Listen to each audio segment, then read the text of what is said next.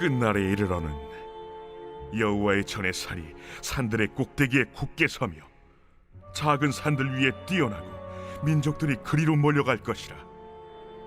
곧 많은 이방 사람들이 가며 이르기를, 오라, 우리가 여호와의 산에 올라가서 야곱의 하나님의 전에 이르자.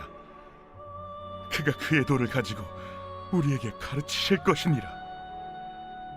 우리가 그의 길로 행하리라 하리니 이는 율법이 시온에서부터 나올 것이요 여호와의 말씀이 예루살렘에서부터 나올 것임이라. 그가 많은 민족들 사이의 일을 심판하시며 먼 곳 강한 이방 사람을 판결하시리니 무리가 그 칼을 쳐서 보습을 만들고 창을 쳐서 낫을 만들 것이며 이 나라와 저 나라가 다시는 칼을 들고 서로 치지 아니하며 다시는 전쟁을 연습하지 아니하고 각 사람이 자기 포도나무 아래와 자기 무화과 나무 아래에 앉을 것이라. 그들을 두렵게 할 자가 없으리니 이는 만군의 여호와의 입이 이같이 말씀하셨음이라. 만민이 각각 자기의 신의 이름을 의지하여 행하되 오직 우리는 우리 하나님 여호와의 이름을 의지하여 영원히 행하리로다. 여호와께서 말씀하시되 그날에는 내가 저는 자를 모으며 쫓겨난 자와 내가 환난 받게 한 자를 모아 발을 저는 자는 남은 백성이 되게 하며 멀리 쫓겨났던 자들이 강한 나라가 되게 하고 나 여호와가 시온산에서 이제부터 영원까지 그들을 다스리리라. 너 양떼의 망대여 딸 시온의 산이여 이전 권능 곧 딸 예루살렘의 나라가 네게로 돌아오리라. 이제 내가 어찌하여 부르짖느냐? 너희 중에 왕이 없어졌고 네 모세가 죽었으므로 네가 해산하는 여인처럼 고통함이냐? 딸 시온이여, 해산하는 여인처럼 힘들여 나을지어다. 이제 내가 성읍에서 나가서 들에 거주하며 또 바벨론까지 이르러 거기서 구원을 얻으리니 여호와께서 거기서 너를 내 원수들의 손에서 속량하여 내시리라. 이제 많은 이방 사람들이 모여서 너를 치며 이르기를, 시온이 더럽게 되며 그것을 우리 눈으로 바라보기를 원하노라 하거니와 그들이 여호와의 뜻을 알지 못하며 그의 계획을 깨닫지 못한 것이라. 여호와께서 곡식단을 타작마당에 모음같이 그들을 모으셨나니 딸 시온이여 일어나서 칠지어다. 내가 내 뿔을 무쇠 같게 하며 내 굽을 놋 같게 하리니 내가 여러 백성을 쳐서 깨뜨릴 것이라. 내가 그들의 탈취물을 구별하여 여호와께 드리며 그들의 재물을 온 땅에 주께 돌리리라. 샬롬, 12월 24일 수요일 아름빛 바이블 키트입니다. 오늘은 미가 4장 말씀으로 함께 은혜를 나누겠습니다. 이번 주 성탄을 맞아 미가서를 묵상하고 있습니다. 성탄 하면 어떤 이미지가 떠오르십니까? 제가 어렸을 때만 해도 성탄 전후에는 기쁨과 평화, 가족의 사랑 이런 느낌들이 떠올랐었는데요. 언젠가부터 성탄절 즈음에 들려오는 소식들은 여느 때와 마찬가지로 속상하고 절망적인 소식들인 것 같습니다. 분쟁, 갈등, 경제적인 어려움, 또 고통의 이야기들, 이런 이야기들인데요. 이런 절망을 이길 수 있는 세상의 해법은 너무나 단순합니다.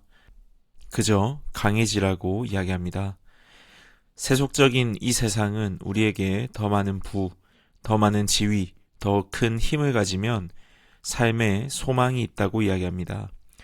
그리고 사실 우리도 그런 말들 너무나 쉽게 이해할 수 있습니다. 왜냐하면 강해지지 않으면 무너지는 경험들을 너무 많이 했기 때문입니다. 그런데 오늘 미가서 4장은 우리에게 정반대의 이야기를 들려주는데요. 오늘 미가 선지자가 이야기하는 연약함을 통해 주어지는 소망을 본문을 통해 한번 살펴보겠습니다. 아까 우리 오늘 본문을 들으면서 어떤 생각이 드셨습니까? 아마도 어제까지 묵상했던 어조와 전혀 다르다. 어제는 분명히 절망적이었는데 오늘은 꽤나 희망적이다. 이런 느낌을 받으셨을 겁니다. 바로 앞장인 3장에서는 지도자들의 탐욕으로 인해 시온이 갈아엎은 밭이 되고 예루살렘은 돌 무더기가 될 것이다. 화려했던 성전사는 잡초무성한 숲이 된다. 그야말로 완전한 파멸을 이야기하는 이야기들로 가득했습니다. 그런데 놀랍게도 바로 이어지는 4장 1절은 그 폐허 위에서 이렇게 시작됩니다. 끝날에 이르러는 여호와의 전의 산이 산들의 꼭대기에 굳게 서며. 버려진 돌 무더기 같았던 시온산이 모든 산 위에 뛰어나게 되고 열방이 그리로 몰려옵니다. 어떻게 이런 반전이 가능할까요? 9절과 10절을 보겠습니다. 미가는 이 회복의 과정을 해산하는 여인의 고통에 비유합니다. 제가 9절과 10절을 읽어 드리겠습니다. 이제 네가 어찌하여 부르짖느냐? 너희 중에 왕이 없어졌고 내 모사가 죽었으므로 네가 해산하는 여인처럼 고통함이냐? 딸 시온이여, 해산하는 여인처럼 힘들여 나을지어다. 이제 네가 성읍에서 나가서 들에 거주하며 또 바벨론까지 이르러 거기서 구원을 얻으리니 여호와께서 거기서 너를 내 원수들의 손에서 속량하여 내시리라. 최근에 저희 가정에 하나님께서 아이를 주셨고 제 아내가 5개월 뒤에 해산의 고통을 겪게 됩니다. 그래서인지 저도 해산의 고통에 대해서 평소보다는 더 깊이 묵상하게 되었는데요. 해산의 고통은 다른 고통들과는 다르게 특별한 것 같습니다. 그리고 이 고통이 특별한 이유를 저는 고통의 방향성 때문이다 라고 말하고 싶은데요. 물론 해산의 고통은 끔찍합니다. 제가 아이를 낳아보지는 않았지만 머리가 골반을 통과할 때쯤이면 정신과 몸은 본능적으로 더는 안 돼, 여기까지야 라고 주저하게 된다고 합니다. 더욱이 출산의 마지막 순간에 이르게 되면 아이를 더 이상 어머니의 뱃속에 머물게 할 수 없기에 어머니의 몸은 자신을 찢어서라도 새 생명이 나올 길을 만들어야 합니다. 그런데 이런 계속되는 고통은 아이러니하게도 어머니를 죽이는 고통이 아닙니다. 오히려 가장 큰 고통의 한계의 순간을 넘으면 새로운 생명이 탄생하는 고통입니다. 정리하자면 해산은 지금 당장 찢어질 듯이 아프지만 그 아픔 때문에 새로운 생명이 나오는 이중성이 있습니다. 예수님도 요한복음 16장에서 이렇게 말씀하셨지요. 여자가 해산하게 되면 그때가 이름으로 근심하나 아이를 낳으면 세상에 사람이 태어났으므로 말미암아 그 고통을 다시 기억하지 아니하느니라. 결국 해산의 고통은 새로운 소망, 새로운 미래를 여는 고통이라는 방향성을 가지고 있습니다. 오늘 미가는 시온의 고난을 바로 이 해산의 고통에 비유하고 있습니다. 시온은 무너지고 성읍에서 쫓겨나서 들에 거하게 되고 바벨론까지 끌려갑니다. 겉으로 보면 파멸되는 것 같이 보이고 희망이 없어 보이기도 합니다. 그런데 하나님은 거기서 끝나지 않습니다. 바벨론까지 이르러 거기서 구원을 얻으리니. 여기서 하나 우리가 배울 것이 있는데요. 하나님은 고통을 제거하심으로써 구원하시는 것이 아니라 오히려 많은 경우에 고통을 통과하게 하심으로써 구원하실 수도 있다는 사실입니다. 우리의 실패, 우리의 좌절, 심지어 우리가 저지른 죄의 대가로 겪는 아픔까지도 하나님께서는 새로운 생명을 잉태하는 거룩한 진통으로 삼아주실 수 있다는 것입니다. 그렇다면 이 해산의 고통을 통과한 뒤에 하나님이 세우시는 나라는 어떤 모습일까요? 6절과 7절을 제가 읽어드리겠습니다.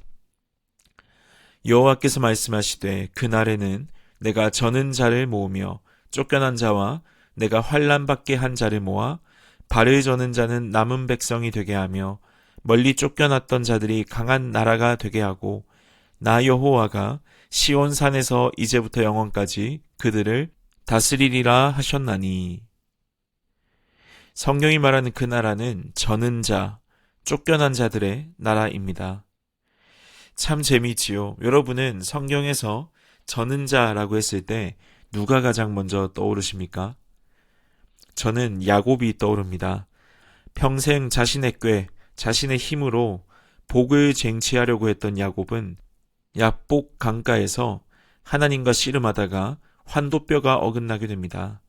그리고 그 일로 야곱은 평생 다리를 절게 되었습니다. 그렇지만 야곱은 그 일로 인해서 자신의 힘이 꺾이게 되고 스스로 걸을 수 없어 하나님을 붙들 수밖에 없게 되었습니다. 그리고 그렇게 된 그때에 야곱은 비로소 이스라엘이라는 영광스러운 이름을 얻게 되었습니다. 마찬가지로 오늘 본문이 말하는 저는 자, 쫓겨난 자들은 자신의 연약함으로 더 이상 스스로 설 수 없게 된 자들, 그래서 결국 하나님께 매달릴 수밖에 없는 자들입니다. 내 힘으로는 내 인생을 구원할 수 없음을 깨닫고 자신의 연약함, 자신의 깨어짐을 인정하고 하나님께 항복한 사람들입니다. 이렇게 하나님은 스스로 강하다 하는 자들이 아니라 자신의 영혼이 쩔뚝거림을 인정하는 그 남은 자들을 통해 하나님의 나라, 그 강한 나라를 세우시겠다고 약속하십니다. 강해져야 사랑받는다. 성공해야 증명된다. 그렇게 주장하는 강자 독식의 세상에서 나의 약점, 나의 실패, 나의 저는 다리를 감추는 것을 미덕으로 삼는 이 세상에서 하나님께서는 오히려 그 상처와 연약함이야말로 하나님이 일하시는 통로가 될 수 있다고 오늘 미가 선지자는 이야기하고 있습니다. 그리고 실제로 그 약속은 성탄절의 주인 되신 예수 그리스도에게서 완벽하게 성취되었습니다. 우리가 내일 묵상할 미가서 5장 2절은 예수 그리스도에 대한 예언으로 잘 알려진 본문인데요. 그 왕 예수 그리스도가 베들레헴 에브라다 아주 작은 고을에서 나실 것을 예언하고 있습니다. 그리고 마태복음 2장 6절에서 그 예언이 성취됨을 알 수 있습니다. 예수님은 로마의 멋진 궁궐이 아니라 냄새나는 말 밥통에 오셨습니다. 말 밥통을 누가 설거지라도 했겠습니까? 정말 더럽고 냄새났을 거예요. 그런 곳에 예수님이 오셨습니다. 그리고 이 땅에서 사시면서 내일 우리가 볼 5장 1절의 말씀처럼 이스라엘의 재판자이신 그분께서 뺨을 맞는 수치를 당하셨습니다. 십자가에서 발가 벗겨지고 쫓겨난 자가 되셨습니다. 세상의 칼을 휘두르는 대신에 친히 창에 찔리시고 상처를 입으셨습니다. 그렇게 예수님은 우리를 구원하시기 위해 스스로 우주적인 저는 자, 우주적 버림받은 자가 되셨습니다.